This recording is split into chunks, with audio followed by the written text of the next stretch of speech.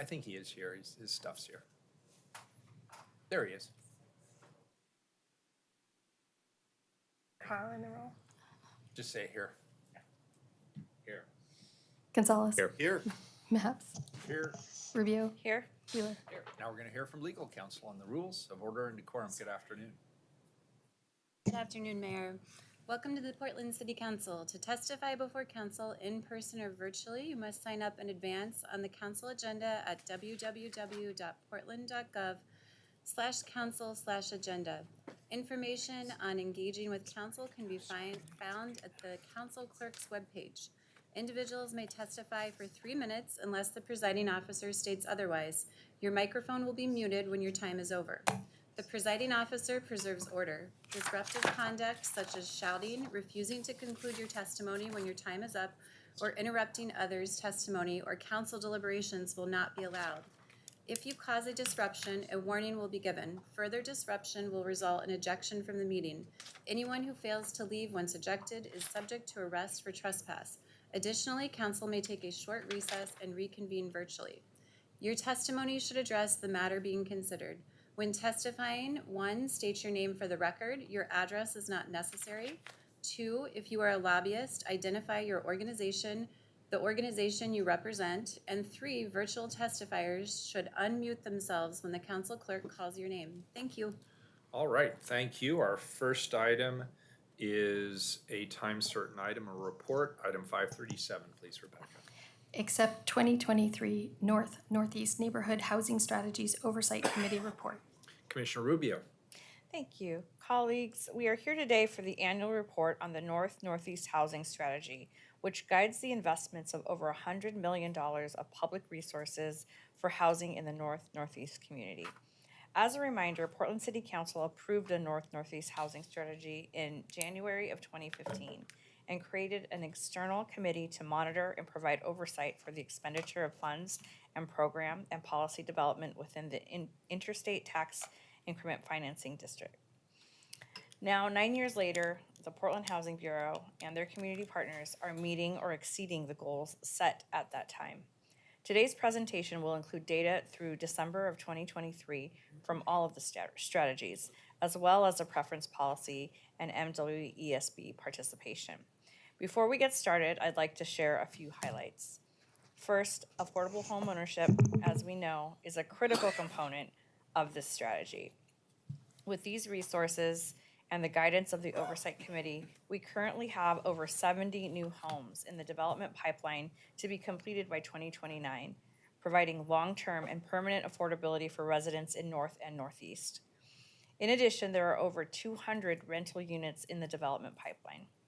Today, we'll also hear about a recently finalized study of the Northeast preference policy, which has been integral in achieving the outcomes in the housing strategy. Council was presented some of the initial findings of the study as part of the Oversight Committee's annual report a few years ago, and the PSU team is back again to share the final report and recommendations. This information will provide some context for this year's Northeast Oversight Report, which references the study. So as you hear from the team at PSU, the preference policy continues to be a national model for addressing displacement. So with that, I will pass it off to 2 individuals who need no introduction, our own Leslie Goodlow of the Portland Housing Bureau and Dr. Stephen Holt of the Northeast Oversight Committee.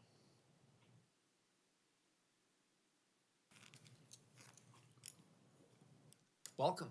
It's good to see you.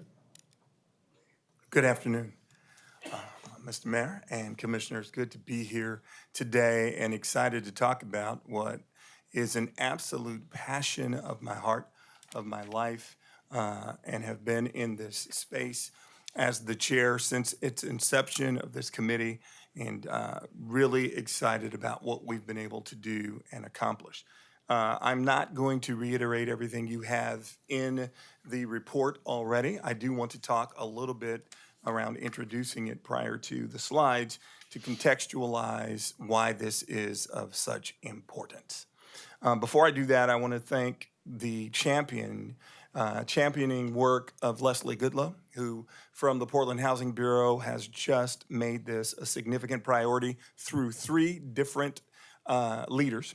has kept this at the forefront, and I don't think we would be here if it had not been for her work and her willingness to roll up her sleeves, be uncomfortable, challenge what had been policy and systems, et cetera, and keep this in the forefront. So Leslie, thank you for being a quiet champion in the back of the work. Here's the context. The context is we're in the city of Portland. And if you know anything about the history of the city of Portland, you know the racist dynamic that has been the truth of our lived experience. The reason why this committee had to come to bear was not the result of altruism. It wasn't the result of good heart and good feeling. It was the result of a challenge from the community that came about related to property on the corner of Alberta and MLK when it was being given or dedicated to, at that time, Trader Joe's. I'm giving you this history because everyone may not know. So it was dedicated to Trader Joe's, and a group, PALF, Portland African American Leadership Forum, raised ire, raised energy to say, wait a second, we've got some promises that were made to us that haven't been kept. At that time, Mayor Charlie Hales then said, let's reconsider and reconvene. Initially, out of that moment came a $20 million set-aside investment for affordable housing. From that process, the Portland Housing Bureau went through a process of a series of meetings, brought some people in to have a part of those meetings, supposed to be 3 meetings. I was invited to participate in 3 meetings that has turned into 9 years of commitment around this project. Priorities came out of it. Some priorities identified home ownership as a priority, affordable home ownership, affordable rental, helping people who have homes stay in their homes, and then securing some land. I give you that context because at this moment, as things are changing, here's my concern. My concern is as we're headed into a new leadership, as we're headed into a new leadership structure, that if we don't have the context, new people could mean new priorities. And new priorities could mean that the folks who are the most marginalized, most impacted, the people who are consistently on the short end of the stick are on the short end of the stick again. So I wanted to set the context for what you're about to see and what we've been able to do. Appreciate our mayor, Ted Wheeler, when he was elected. He helped to raise a significant amount of dollars by prioritizing affordable home ownership, and we were able to then begin to do greater work. And so thank you very much for that. Where we are as a result of that, but we have much work still to do. I'll come back and talk about that a little later. So with that, Ms. Goodlow, if you will walk us through the slides, I would appreciate it. I don't know if I'm, I don't think you have to, I thought they were turning it on for am us. I on? Rebecca. Now I'm on. There you go. Okay.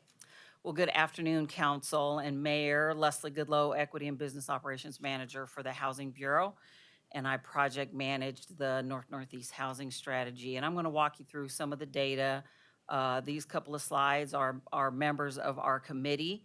I think a couple of them were planning to be on Zoom or be in the audience today, but very grateful for folks for giving their time and effort and energy to continue this work over the course of the last 9 years.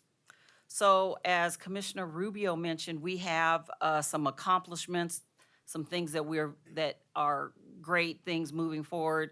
One of the first things is a security deposit pilot that we started. We had some extra money in the renter services program, and we partner, so the renter services team and the preference policy team partnered up to come up with this pilot to assist people moving into preference policy buildings. And so we can provide assistance with their security deposit, with moving expenses, with renting a truck, with childcare, with buying boxes, whatever they might need in order to facilitate them moving in.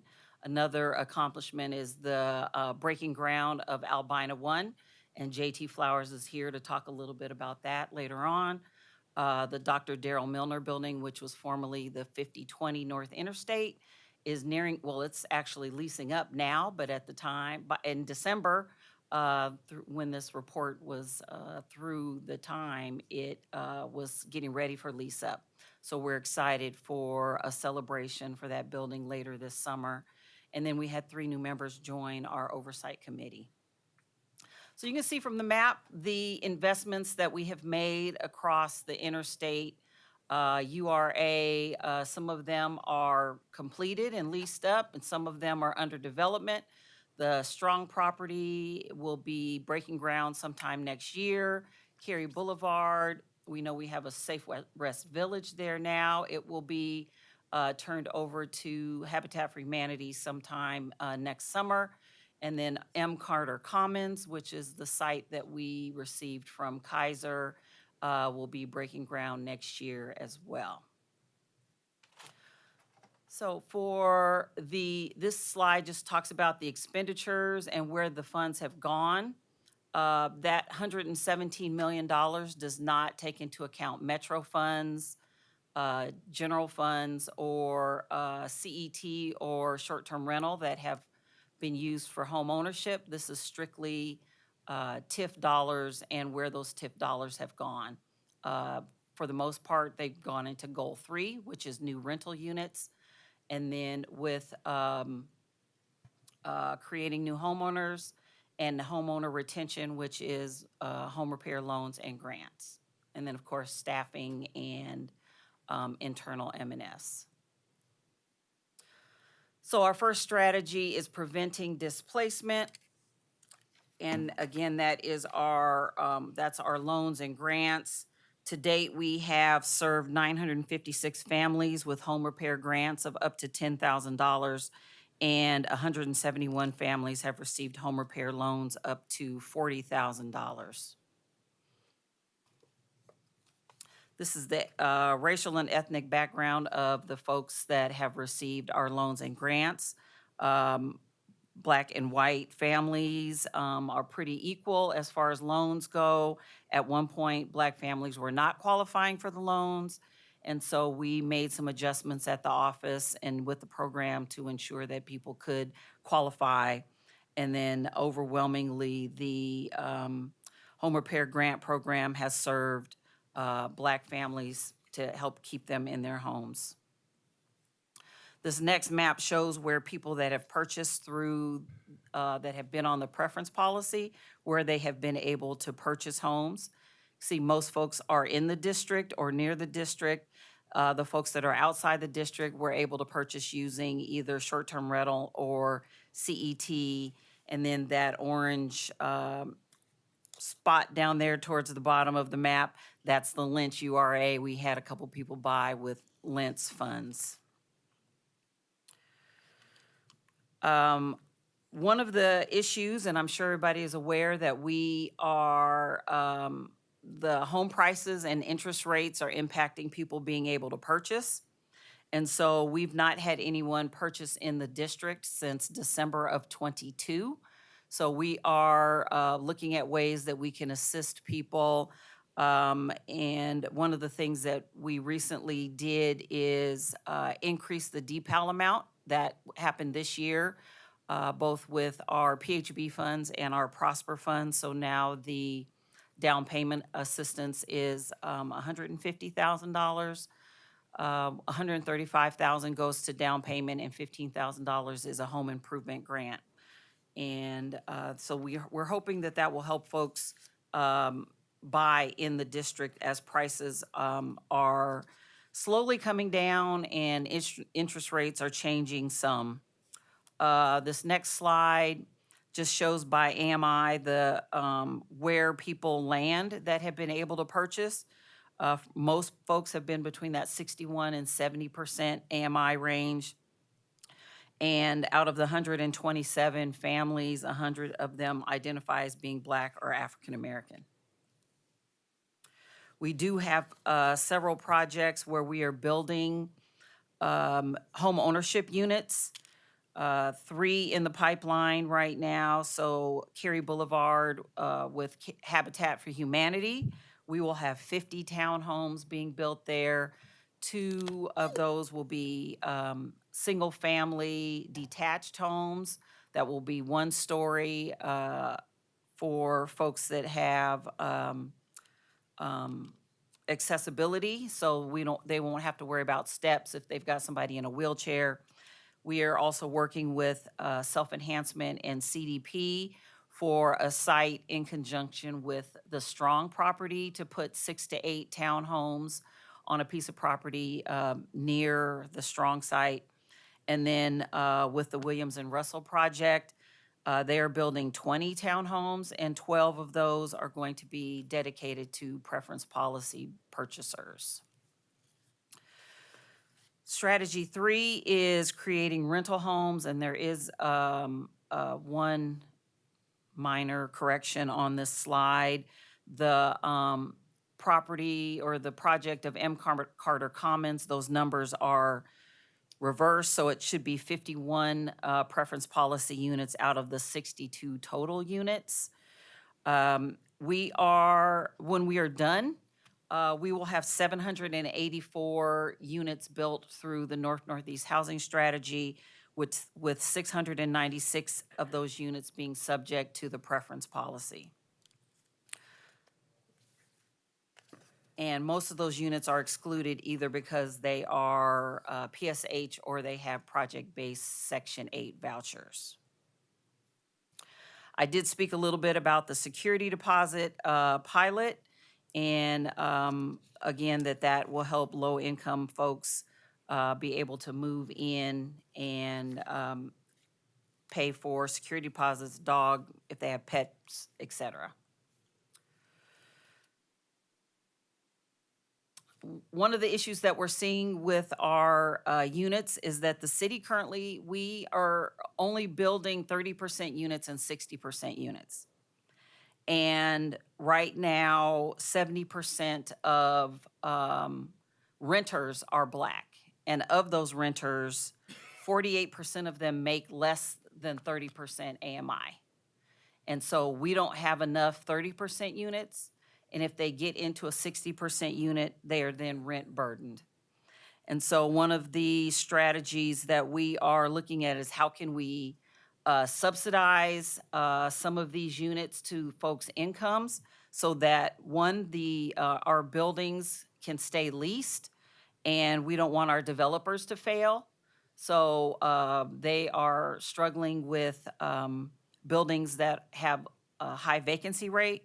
And 2, we want to ensure that people can stay housed and that they're not rent burdened.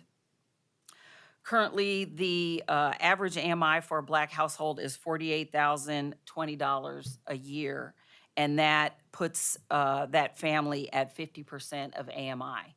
So if they get into a 60% unit, we know that they are going to be rent burdened no matter what size unit they get into.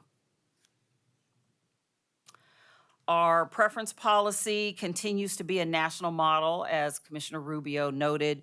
We've got lots of jurisdictions across the country that continue to come and ask us to interview us, to ask us for assistance on how they can create a geographic preference. And so we're excited that this continues to be a model to help with folks that have been displaced. Our homeownership applications, this is the race and ethnicity of folks. It does not include the most recent round that we did in 2024. We were open for 4 weeks, and we got over 1,000 more applications for people that are interested in becoming homeowners. We send out a quarterly newsletter. Thank you to Gwen and Gabriel. We reach about between 3,500 and 4,000 people per quarter using that newsletter. We try to highlight our partners, MWSB folks, and our residents and folks that have benefited from our services. And with that, I'm going to turn it over to Dr. Thurber and Dr. Bates to talk about the preference policy study.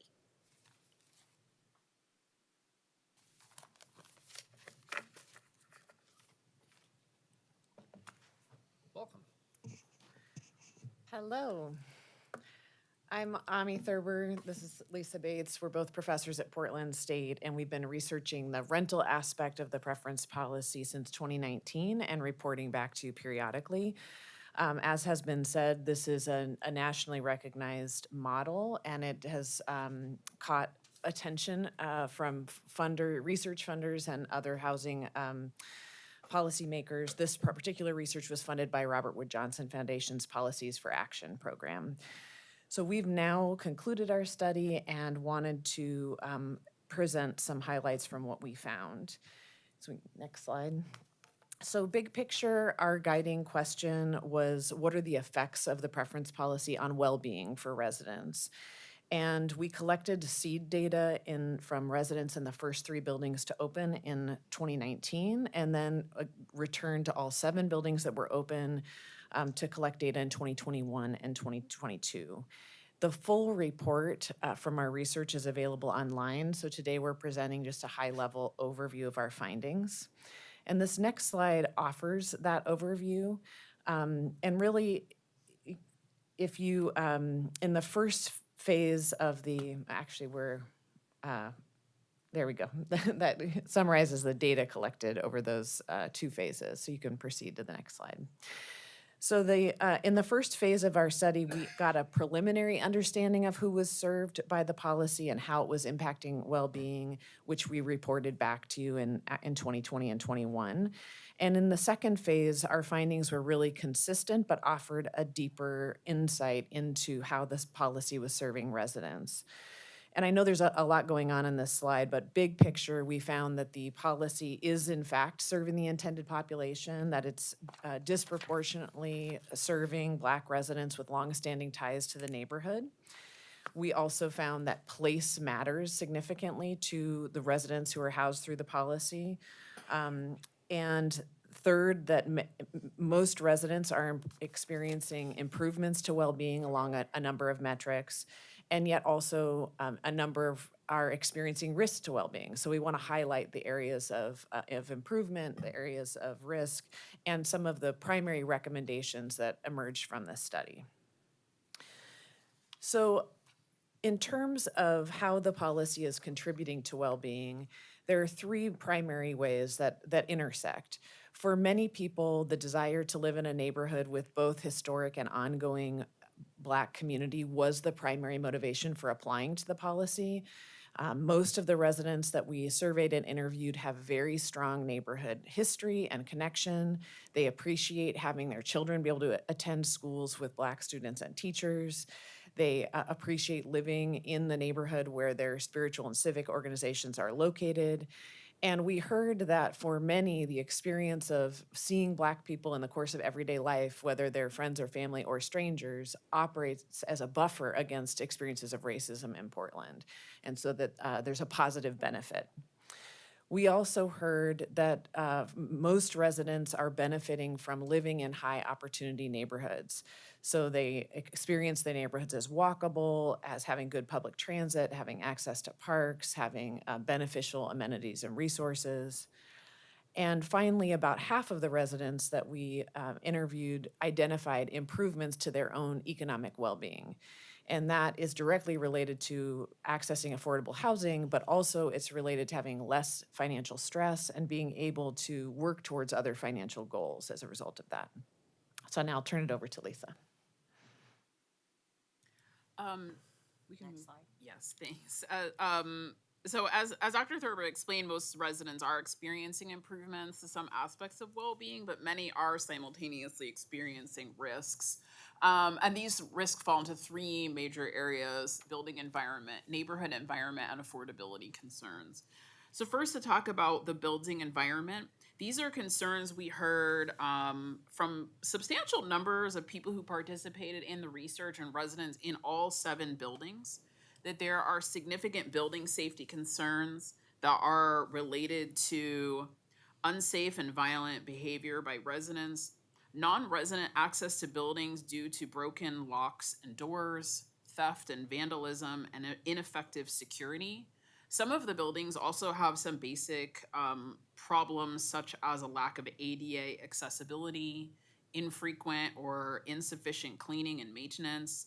And many residents, and we also observed, reported that they do not have access to community rooms or spaces in the buildings. There are some issues and concerns related to social tension and conflict, particularly around buildings that have mixed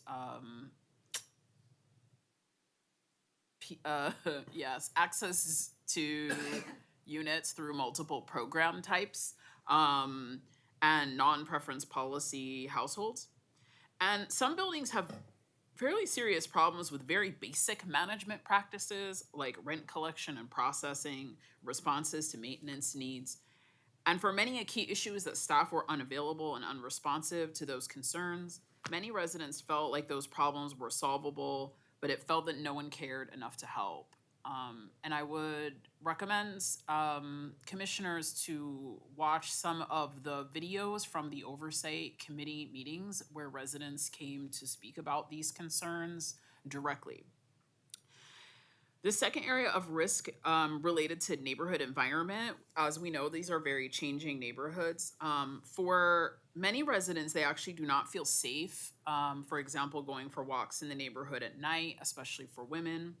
And many residents are experiencing racism in the neighborhood. On the one hand, they are experiencing this buffer in interacting in Black spaces, but over half described having been treated with less respect or receiving services that were not as good as other people get, or being looked at like they don't belong in the neighborhood.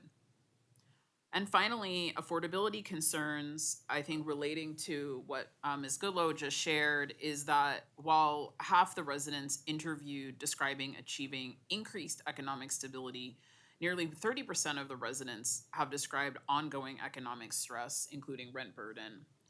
And though there are many amenities in the neighborhood, a third of the residents we interviewed spoke to the lack of affordable goods in their neighborhoods. These areas of well-being intersect. On the negative side, a lack of safety and increased stress at home undermines folks' ability to engage in the broader community. Forward. So to summarize, the North and Northeast preference policy is in many ways serving the intended population, but resident outcomes are somewhat mixed. A key benefit is enabling residents to access affordable housing in this historically Black neighborhood, but there are real risks to well-being as a result of challenges in the building environment, neighborhood environment, or both. So we've outlined a number of strategies to try to improve well-being within the building and neighborhoods. These were developed not only by the research team, but also through our extensive engagement with a community advisory panel that was part of the research project, and through our engagement with focus groups and residents in the buildings. So we'll particularly highlight the need for really enhanced accountability within buildings and between buildings and the funding agency, PHB. We recommended that PHB would be able to monitor lease up and review management, maintenance, and resident support plans for all funded developments, and make it possible for the agency to hold housing providers accountable for plans to improve management and practices, particularly to open and maintain channels for resident feedback, governance, and involvement in policy oversight, to ensure that there's no retaliation against residents for complaints, and that there are venues for discussing ideas and issues across buildings.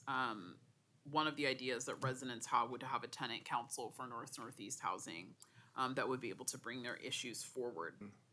And I think just importantly, this lived experience within affordable housing developments can significantly diminish well-being, unfortunately.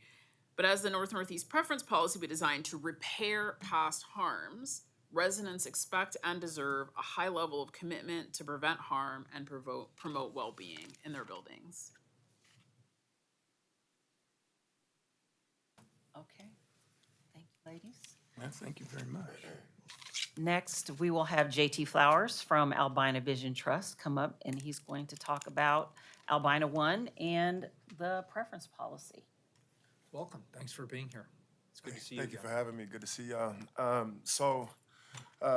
I know many of you, but for the record, my name is JT Flowers. I'm Director of Government Affairs and Communications for the Albina Vision Trust.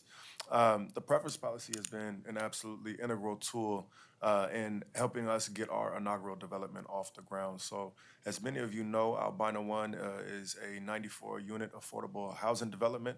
Of those 94 units, let me see, 14 are Section 8 vouchers. The remaining 75 are all eligible for the North-Northeast preference policy. One of the biggest questions that we get asked, both from community and from public stakeholders like yourselves, is you say you're developing this 94-acre area that used to be the anchor point of the Black community in Portland.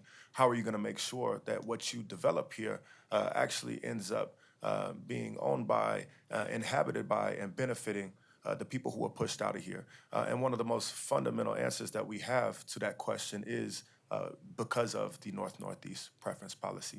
So this tool is not just important on a smaller scale in helping turn Black residents who are pushed out of Albina, pushed out of North-Northeast into homeowners, or helping folks through down payment assistance, through security deposit assistance, or just through all the programming that is tied up in this work, get into rental units. This is systemically impactful work, and the preference policy itself, yes, it's a national model, but there are also ways in which the city is still underinvesting in a tool that could be even more powerful if we were to really think about what it looked like to not just optimize but maximize the impact of the tool itself, whether it be automating certain parts of the policy, whether it be increasing efficiencies that currently make it difficult for people who are leasing out buildings to use the tool on tight time turnarounds. There are a lot of things that we can do to further improve the policy, and my push to council today would be to really think intentionally about what it might look like for us as a city, to not just pat ourselves on the back and say, great job for creating such a powerful and impactful tool, but what it might look like for us to double down on that investment to make sure that we're building entire neighborhoods that benefit Black folks who are pushed out of areas, rather than just moving folks in on a trickle-by-trickle basis. Thank you so much for your time. Appreciate it. Thank you. Appreciate it. I couldn't have said it better myself. I'm going to begin my kind of closing comments where we are kind of leaving off. Thanks, JT. Thanks, doctors. By the way, Dr. Bates, you are welcome back to the Oversight Committee at any moment or any time you deem beneficial. She was part of the initial team. The preference policy cannot be overemphasized. National model, as you heard, great opportunity to think broadly and to think strategically, intentionally. I started by saying that, and I'm not going to use any of this. I started by saying that there's a context for our work, and the preference policy really highlights that context. The reason to give preference to people who used to live in a neighborhood. Think about that. That we need to give preference to people who used to live in a neighborhood. It almost sounds insane. And yet, if we don't, the opportunities of access won't be afforded. If we could begin to think intentionally, strategically, on a broader basis of how we enhance this work, I think we can do something that we say is a value for this city. I think there's a slogan somewhere that talks about Portland being a great place for everyone to live, a safe place for everyone to live. We've got an opportunity to make sure we enhance that, and I'd like to see us strengthen it. Now, are there challenges with the process? Yes, and the process can be improved. The policy works. The process needs some enhancement.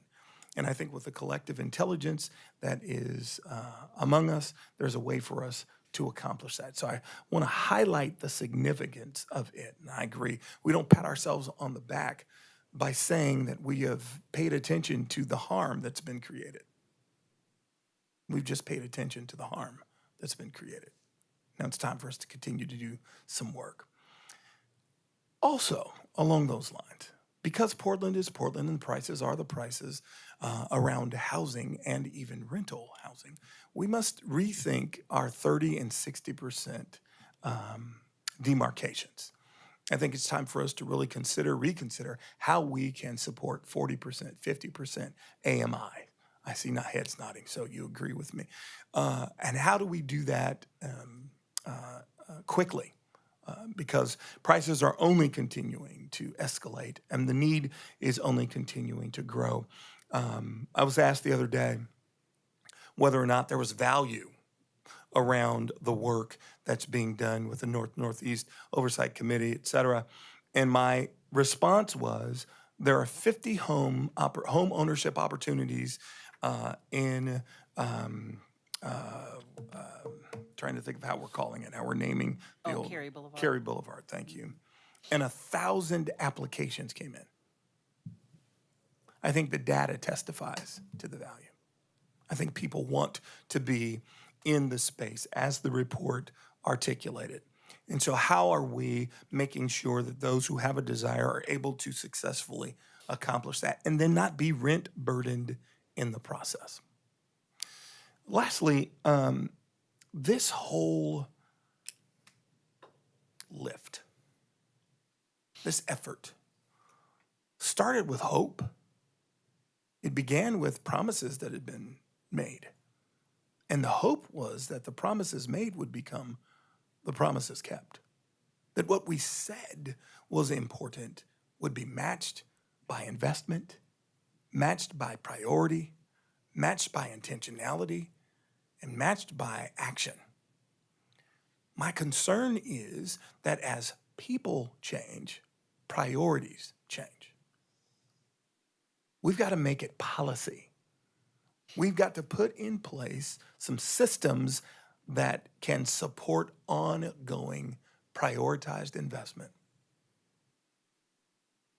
Affordable housing, safe housing is a human right. It's something that everyone should benefit from. And if we intentionally raise that opportunity for the lowest laying fruit, then we increase that opportunity for everyone else. This is the labor of life and love for me. I'm committed to finish as much as I can and keep this in front of us. Thank you for being willing to, those of you who've leaned in and given your voice to it and your effort. I appreciate it. Community members who are now living in better spaces with better opportunity also appreciates it. We've got to do this work and continue this work as long as I think we're here together. That's our report. I need to also say, I'm sorry, I want to thank all of my committee members who've been a part of this work, those who've come in and those who have been longstanding. I appreciate each of you for giving your time into this space. So with that, Mr. Mayor. Colleagues, questions, or let me also just ask Rebecca, how many people do we have signed up for public testimony? No one has signed up. Okay, great. We'll jump right into questions. Commissioner Ryan. Yeah, sure.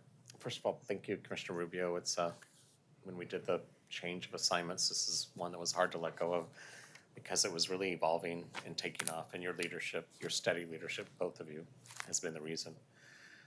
Something that came up in the discussion, in the findings about the safety, both within the units and also the bigger issue around the neighborhood. But I think just for the first one, I want to hear if there's been any progress, because when I had this assignment, I did listen to a meeting where those concerns were expressed.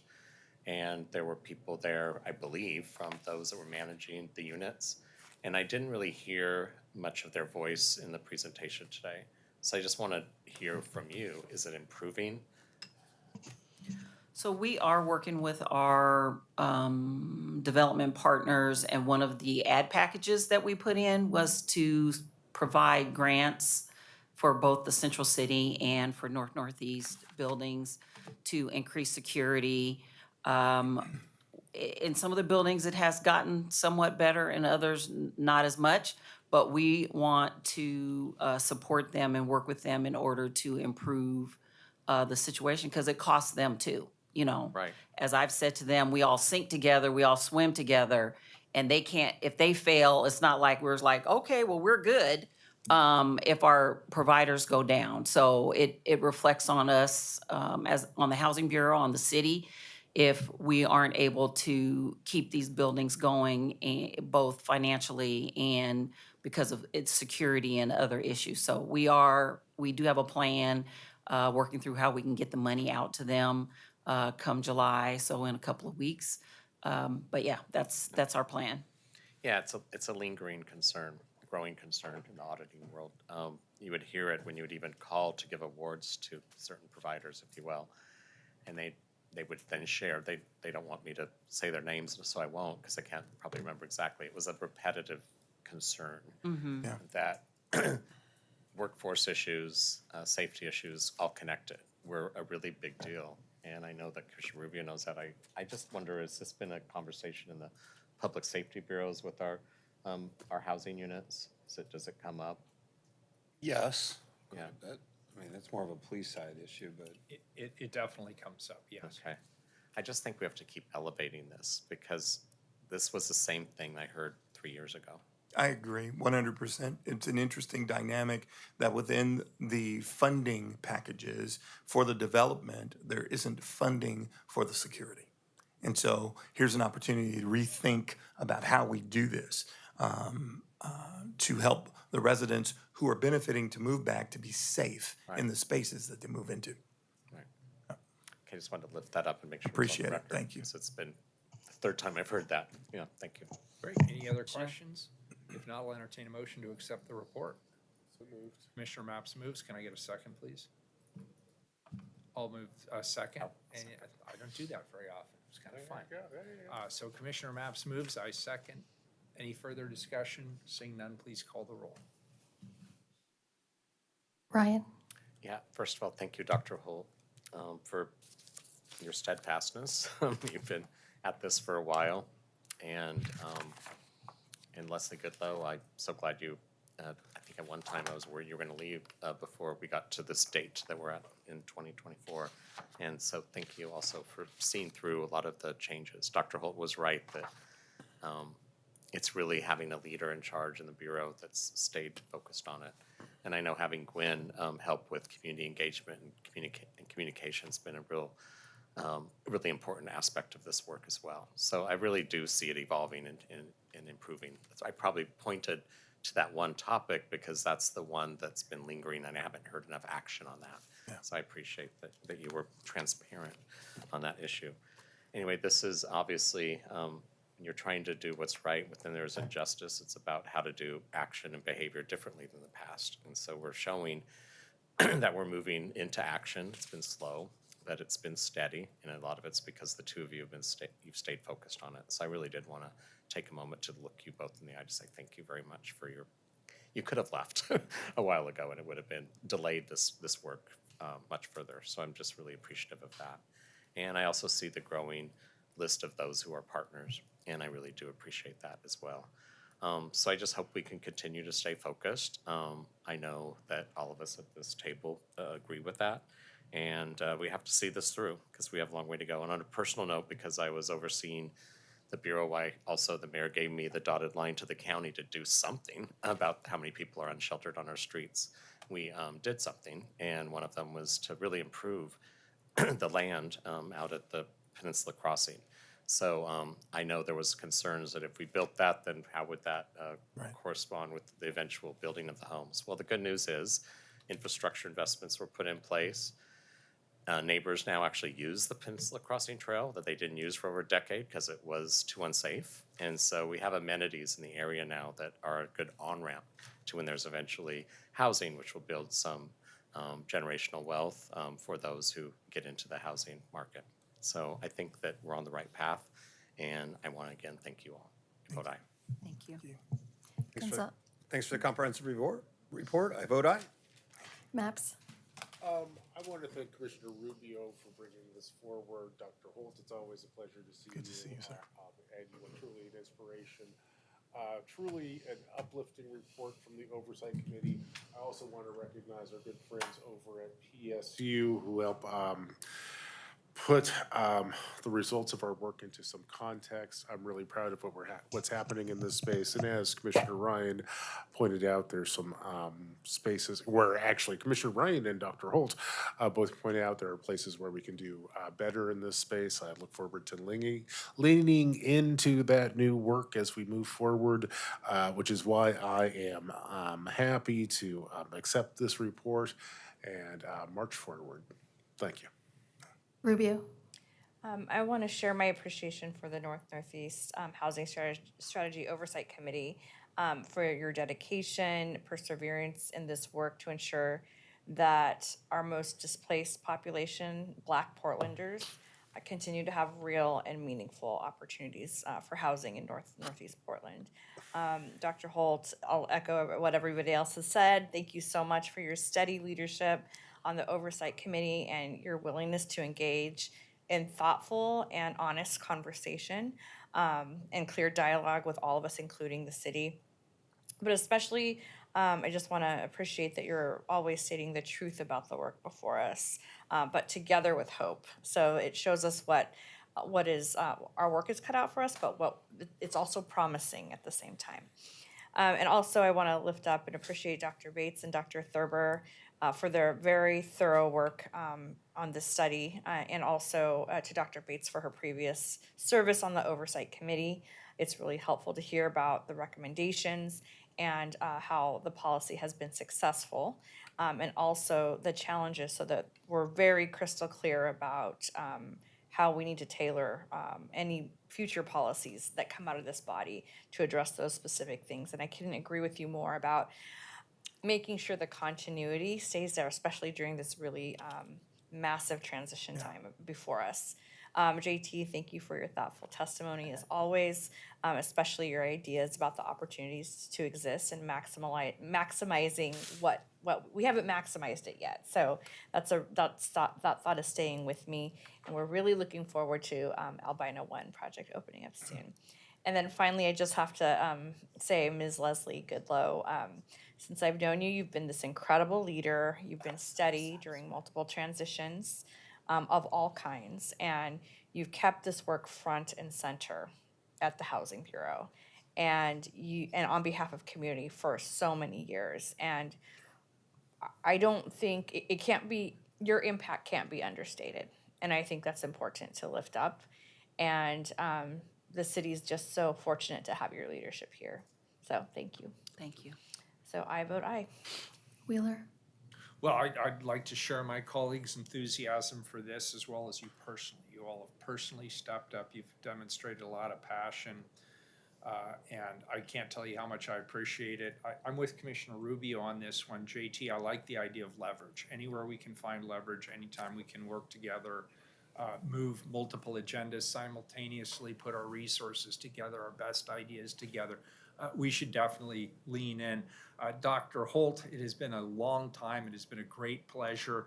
I sort of appreciated the low-key joke about you came for 3 meetings and you stayed for 9 years. I'm not surprised, to be honest. This isn't a project I don't think that will really ever, quote, be done, unquote, but it's one that is worth continuing to lead. It is one that this council, I hope, will continue to support. Leslie, you've been there for everything, on every issue known to mankind. Even last week at the Rose Festival, there you were again. I just really appreciate your community leadership and your civic mindedness and the approach which you bring, not only to your professional career, but what you do in your spare time really demonstrates to me you love this city, you love this community, you care about its future, and you've just been there every step of the way. And I will say, as a nearly done mayor, I have found you to be very inspiring. You're there, and you're the kind of person we need. Well, I make lots of people cry, not usually because I'm saying nice things about them. So I'll stop there. Thank you. And the Albina Vision Trust, again, JT, I think we have a really good opportunity to work together. Thank our friends at PSU for the hard work they do. I don't always understand it, but I know it's important. It's great to have second opinions on what we do and how we do it. I think that's really critical to the accountability of this program in the community. So let's move forward. Let's continue to take risks. Let's continue to be audacious. And let's put our money where our mouth is. Yes, I'll sir. leave it there. I vote aye. The report is accepted. Thank you. Thank you. Next item is the second reading, colleagues. Item 538. Any further business? Please call the roll. Ryan? You have to read it, sorry. Oh, sorry about that. Improve land use regulation through the Regulatory Improvement Code Amendment Package 10. All right, where were you? Was it Commissioner Ryan? Ryan? 538. Yes, second reading. Gonzalez? Aye. Maps? Aye. Rubio? I'd like to thank the team at BPS for their work on this, Sandra Wood, JP McNeil, and Kevin Bond, and the staff in BDS and other bureaus who helped shape this package over the past year. We're excited for another recap package to come to council next year, and we're all very encouraged to know that all of the bureaus will be coordinating together on this one. In the meantime, happy to vote aye. Wheeler? Well, these were very heady technical code changes to promote housing development as well as economic development. I want to thank the commission, I want to thank the staff, and I want to thank Commissioner Rubio. Well done, I vote aye, and the ordinance is adopted. And at this point, colleagues, I'm going to turn the gavel over to Commissioner Maps for the carryover allocations as well as the OEO. Thank you very much, Mr. Mayor. Colleagues, our next item is a time certain, which starts at 3 o'clock. So why don't we go into recess for 9 minutes?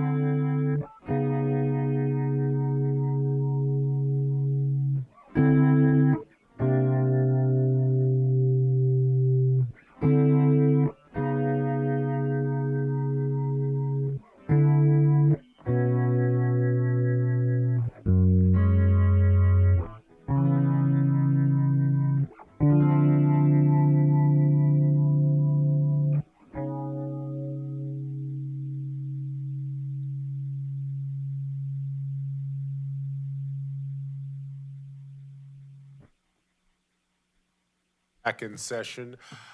Good afternoon. We will be hearing two items this afternoon related to the over expenditure ordinance. Rebecca, would you please read items 539 and 540 into the record? Item 539, authorize a temporary operating loan between the Solid Waste Management Fund and the Recreational Cannabis Tax Fund for not more than $800,000 to provide interim funding for approved carryover allocations and avoid negative fund balance at the end of FY 2023-24. Item 540, adopt the supplemental budget for the FY 2023-24 over expenditure process and make budget adjustments in various funds. Thank you. Colleagues, our first ordinance is emergency item 539, which will authorize a temporary operating loan between the Solid Waste Management Fund and the Recreational Cannabis Tax Fund for not more than $800,000 to provide interim funding for approved carryover allocations and avoid negative fund balances at the end of the fiscal year 2023-2024.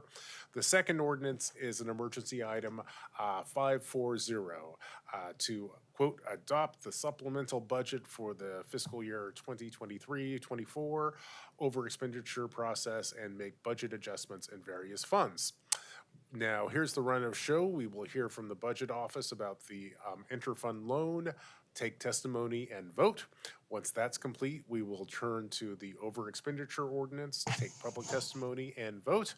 And with that, I will hand this over to City Budget Director Ruth Levine, who will walk us through item 539, the interfund loan ordinance. Welcome, Director.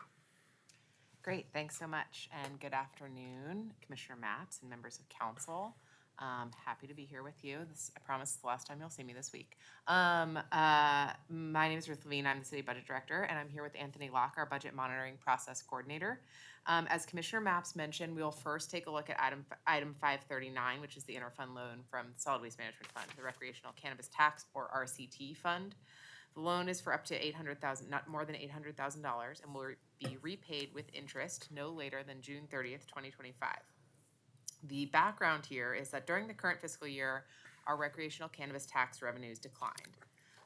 We responded to the decline by making reductions to ongoing allocations beginning next fiscal year in 2024-25 to balance the fund's 5-year forecast. And those planned reductions are expected to put the fund in a sustainable and balanced position over the coming 5 years. However, the RCT fund is projected to have a one-time funding gap in the current fiscal year, 23-24, because of a combination of both significant revenue declines and then approval of a large one-time allocation related to prior year carryovers of unspent allocations within the fund. And with that large sort of one-time amount, it left us in a kind of a difficult position because the normal levers of reducing expenditures in later years don't apply to that one-time allocation. And so the majority of the allocation sits with Prosper Portland now, as many of the amounts were realigned from Civic Life to Prosper Portland. And so we were able to work with Prosper. They were great partners in pushing out some of those planned expenses into fiscal year 2024-25 in order to address our current fiscal year problem when we became aware of this early in the fiscal year. After those adjustments were made, the projection for the current fiscal year is just very tight. And we receive our quarterly remittances of these payments. We won't receive our last quarterly remittance until the end of June, or sometimes it comes in the beginning of July even. And so the purpose behind this interfund loan is to ensure that we don't overexpend, since we don't know exactly how much that quarterly payment will be for. And since we can't end the fund with a negative balance, we turn to this as a solution to just ensure that we end with positive cash balance in the fund. Interfund loans are regularly used in the city. And the Solid Waste Management Fund has sufficient resources to lend the money to the Recreational Cannabis Fund. And the plan is to repay it once the first quarterly payment comes in next fiscal year. As I said, it must be repaid per the loan ordinance by June 30th, 2025. That's the maturity date of the loan. And if the loan is approved by council, the resources and expenditures related to the loan will be included in the over expenditure ordinance for the city's fiscal year 23-24 budget, and the interest rate will be equal to the city's investment portfolio monthly average yield, resulting in a neutral impact to the Solid Waste Management Fund. The loan may be prepaid in whole or in part at any time. Matt Gierach, our debt manager, is also here to answer any questions you may have about the loan itself or how that works. So I will stop there and happy to answer any questions. Thank you for that presentation. I have a quick question. So we have a gap, we have a funding gap in this program. It's a product of two things, cannabis revenues going down and this large allocation that the council made. Can you provide me with an intuitive understanding of what that large allocation was? I'm just kind of trying to track what we did there. Sure, yeah. I think, the majority of it is the funding that was made for Reimagine Oregon back in, I believe it was fiscal year 2021. And this was carried over a few times. As you'll recall, we had a conversation about this in the spring bump Last year. a little over a year ago, 22-23. And so that's where the bulk of the allocation sits. Now, there are other carryover resources as well in the fund, but that's just the biggest piece of it. Okay, thank you. Colleagues, any questions on this one before we see if there's public testimony? I can listen to testimony first. Rebecca, has anyone signed up to testify on this ordinance? We have two folks signed up for testimony. Marcy Lane. Blanche Micah Smith. That's it? That's it.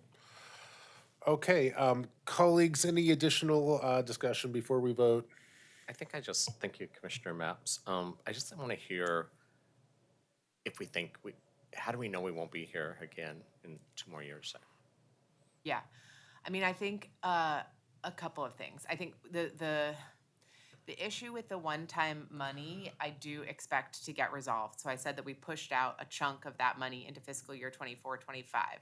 So between closing this fiscal year in balance and then dealing with, making sure 24-25 is in balance, once that sort of bump in the snake passes, as it were, then we will be in a sustainable position in the fund, in part because the ongoing expenses of the fund are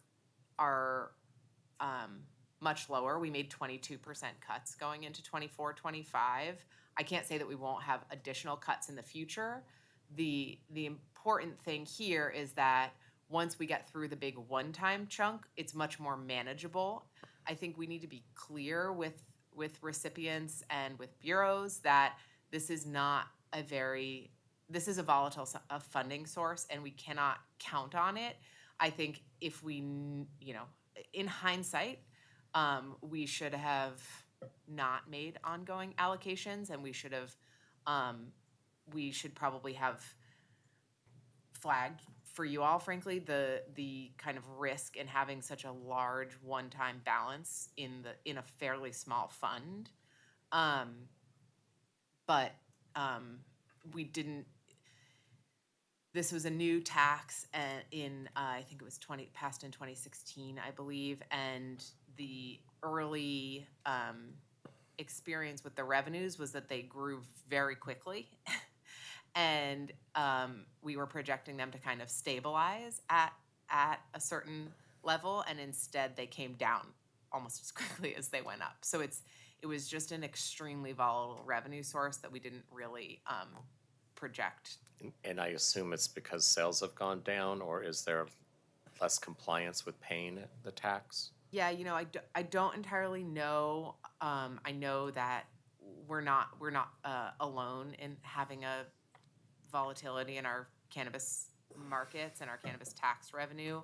I think I'm not an expert on this by any stretch. I think there was a glut of supply and that depressed prices, so profits are down, but I don't pretend to be an expert on this. Yeah, what I'm hearing, their insurance rates have just skyrocketed because of what a lot of small businesses have dealt with, which is a lot of crime, unfortunately. And since they're cash-based, they've had a lot of their cash stolen, so, yeah. Okay.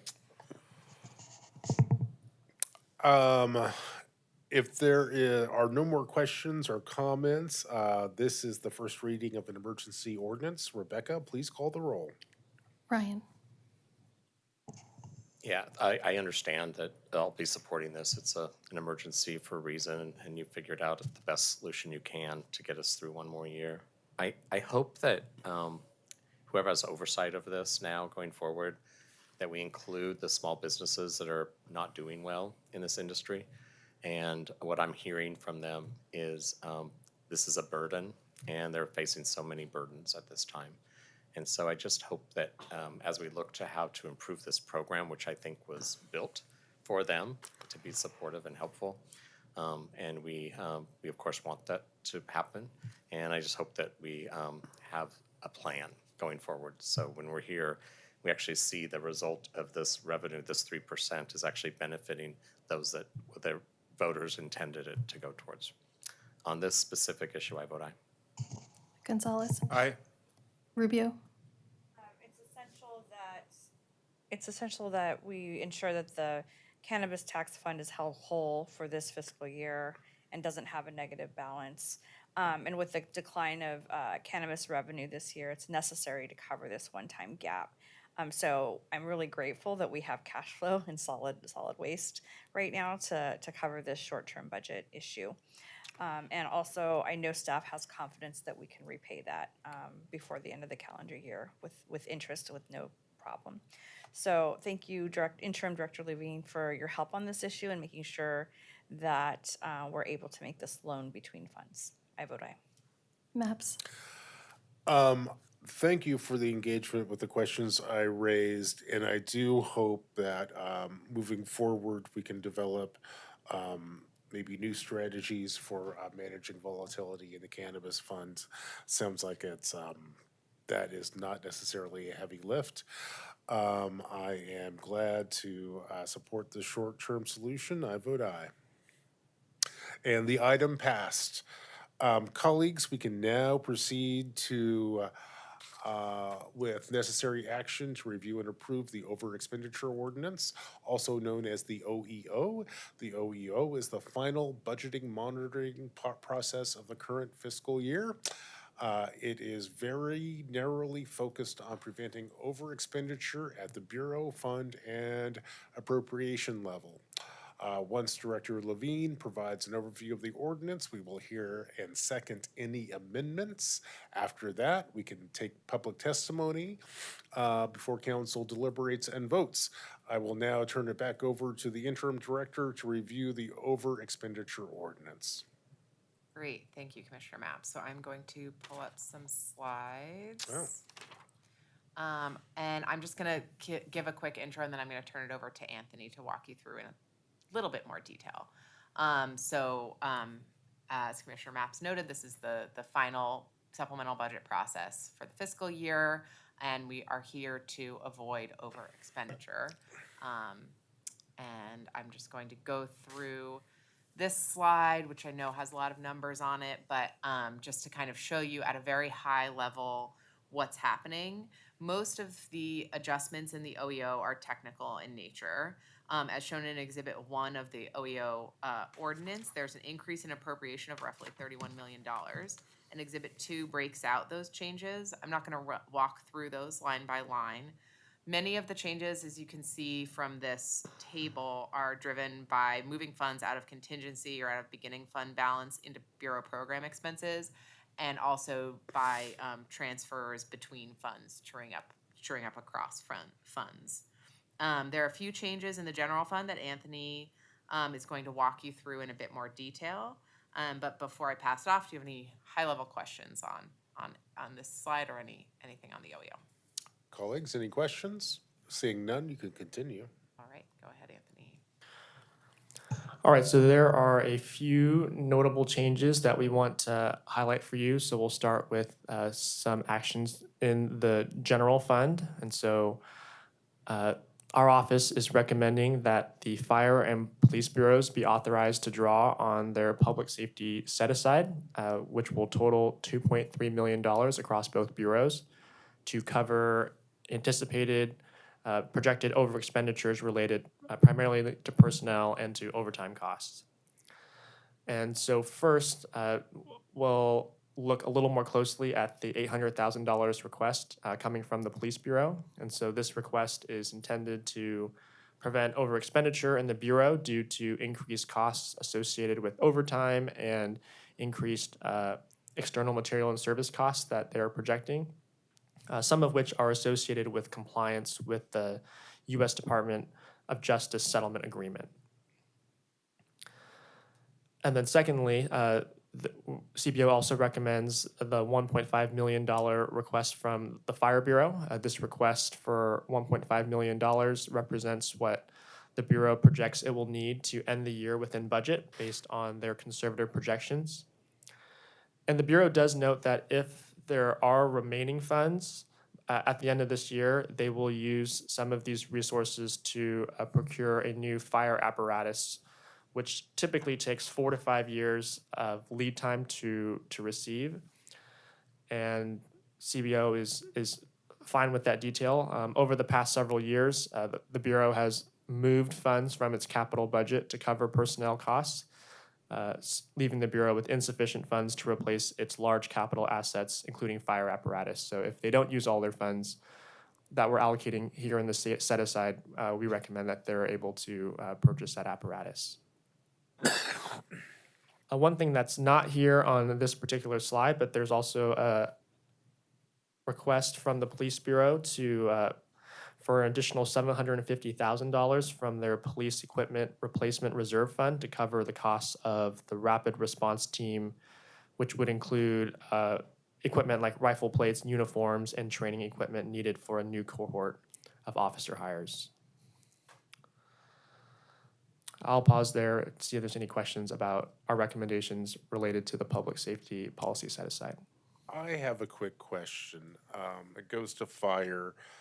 In your presentation and in the background material, it says that for the past several years, fire's moved funds from its capital budget to cover some personnel costs. Are we out of that dynamic now? Or is this something that we're likely to see at least fire propose moving forward? Hey there, I can speak to that. Yeah, go ahead, Elizabeth. Yeah, hi, for the record, Elizabeth Gallagher, Interim Deputy Elizabeth, Director you're with doing Fire. great, but you're kind of quiet in the room. Let's see if we can turn you up. Ooh, let me see. There you I go. can You get sound closer to my great. computer too. All right, excellent. In terms of the characterization there, I'm not entirely sure that that's how I would have noted that. And I say that with full recognition that I'm here representing the Fire Bureau. But in terms of transferring those dollars out specifically to cover personnel costs, it was more of a, there were expenses that were made on the general fund, or that would have otherwise been made with the general fund dollars that were slated for equipment replacement, that had not been anticipated to come out of that equipment replacement reserve fund. But then when personnel costs required it, those general fund resources were shifted to cover personnel. And I would say that the capital equipment funds were applied to capital equipment purchases. In terms of what we're able to look ahead to see in out years, we're anticipating spending more of the capital reserve dollars this coming fiscal year, just to make sure that we're staying on top of apparatus replacement. But again, as personnel costs and just as other dynamic situations occur within the Bureau, it is possible that we'll have to make a similar type adjustment to where general fund dollars that are currently budgeted for capital purchases will instead need to be put towards personnel. Elizabeth, thank you for that perspective. I think this is a space, well, as a note to the future, and we'll be around to at least begin the budgeting process for the next fiscal year. I think this is a space that deserves some more attention. I know it's been the subject of some conversation amongst council. I haven't been tracking it super closely, but it would be great to bring some clarity and to embrace some best practices in this space. Thank you. Yep, absolutely. Other questions? I have one more, colleagues, I'll just point out, I have one more just sort of broad observation around this space. You'll notice here that for the over expenditure ordinance, a lot of them come from the public safety space, which is also a space where we've actually done, I think it's one of the service areas where I think we're most advanced in terms of integrating services. We've had a de facto deputy city administrator in this space for a long time. And one of my hopes for this would be that once we kind of had that bureaucratic and administrative infrastructure there, we get really good at things like managing budgets. It seems like we still had some challenges here. I think this might be just a warning a little bit that just because we build it, it may not quite function quite the way that we wanted to. At the same time, I'll also note that when I break these specific expenses down on a piece-by-piece basis, I pretty much support everything that's happening here. I just wish that moving forward, we could be maybe do a little bit better planning or projection. But that's all I have on this particular item. Yeah, I might add a couple observations on that. I think and Mayor Wheeler's probably the best to speak on certain aspects of the consolidation of the certain functions in public safety.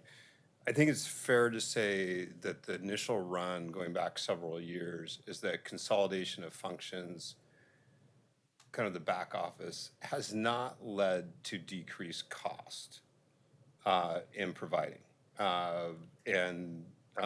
Again, that's really sort of a discussion about CSD, and Mayor Wheeler is probably the best to speak on that.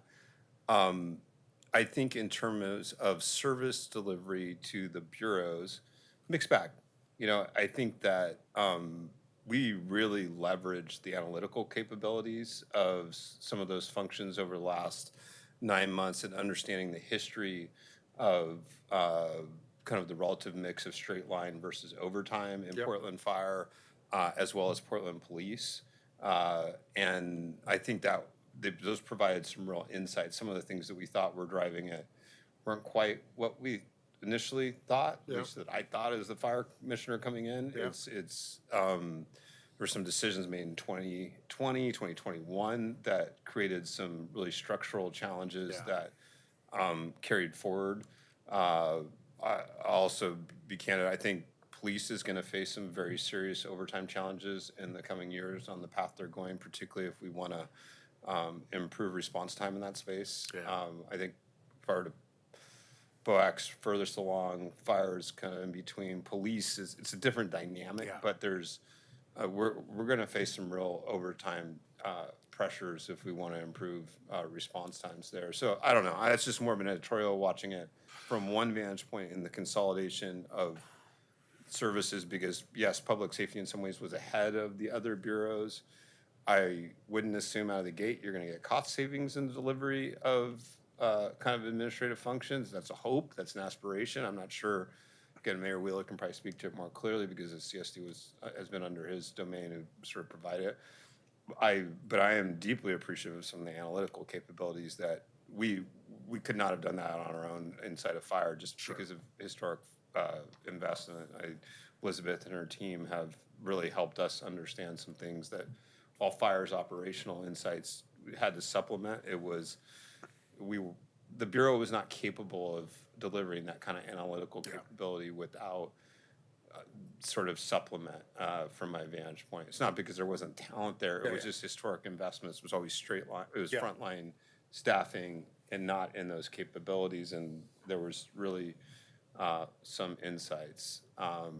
And honestly, there's a perspective when you look across public safety, you can see what's the same, what's the difference. And there's different insights that come with that isn't just about service delivery to a particular bureau, isn't just about cost. It's actually looking more holistically across, in this case, the service area of public safety. And there's been interesting insights there that I don't think we would have had otherwise. I think Elizabeth wanted to add. Sure. Elizabeth? Elizabeth, yeah, Go, yeah. please. Yeah, if I may, just adding to that, that as we're looking across the service area, and again, specifically with relation to fire and apparatus replacement, I just want to make note of the fact that apparatus is 20% more expensive than it was 5 years ago. And I know that this is a similar conversation in police with the rising cost of vehicles. So not only are we feeling cost pressures from personnel, but this is, with the equipment across the board. And we need to make sure that we're staying on top of these asset replacement cycles. And so to the extent that we're able to make moves like this when we have the opportunity to do so, it's important. But yes, we're very much concerned with finding those ongoing resources, or at least additional resources that will help us stay on top of that in these future years. It's going to be a big deal. Elizabeth, thanks for that observation, and Commissioner Gonzalez, I very much appreciate your perspective too. I think these are important things for us to think about, especially as we move towards the next budget and a new form of government too. I think we all have aspirations and hopes in terms of how it'll work, but I think as we have implemented this over time, we're learning many different things. Sorry, we had one more. Oh, I one or two apologize. more I didn't slides. mean. No problem. I didn't mean to get you off track. No. Yep, and you'll note in the last slide, our recommendation is for the remaining policy set-aside resources that were set aside by all of you in the fall bump to be used to seed a similar policy set-aside in fiscal year 24-25. In addition to whatever resources might be available, our recommendation is to set aside these resources that would fall to balance for that specific purpose. Okay, thank you. All right, so appreciate the conversation. I think some of the conversation revolved around what we're going to talk about now, which are the 3 requests that are going to draw from, that our office is recommending that draw from unrestricted contingency. So there are 3 requests for general fund unrestricted contingency that arise from unbudgeted expenses in the Community Safety Division. And so you see that the 3 packages there, there's one package that will, these resources will help cover 2 positions supporting the ceasefire program and 1 position supporting the Focus Intervention Team Community Oversight Group.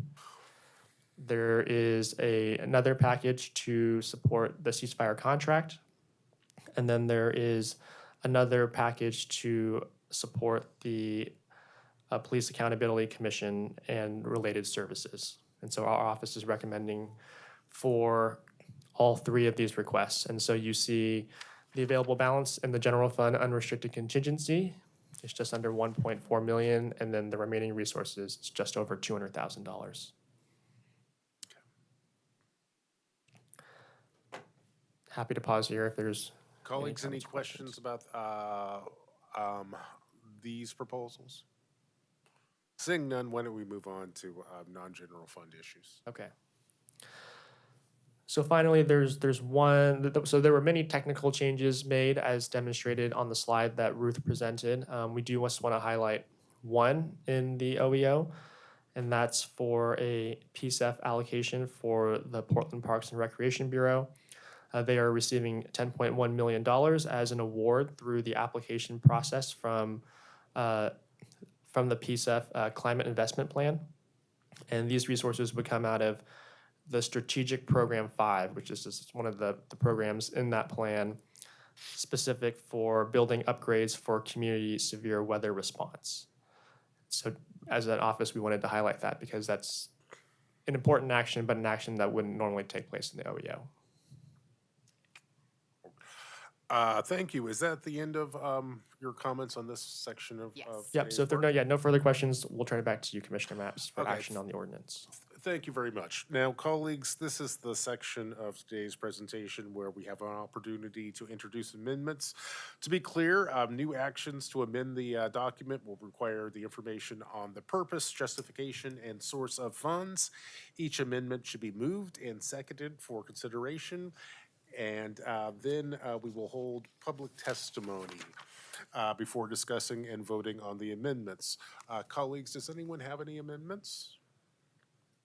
Seeing none, Rebecca, has anyone signed up to testify on this ordinance? 2 people, Oh, okay. Marcy Lane Blanche Micah Smith. No one else has signed up. Okay. Colleagues, with that, any additional discussion before we vote? Seeing none, this is the first reading of an emergency ordinance. Rebecca, please call the roll. Ryan. Aye. Gonzalez. Aye.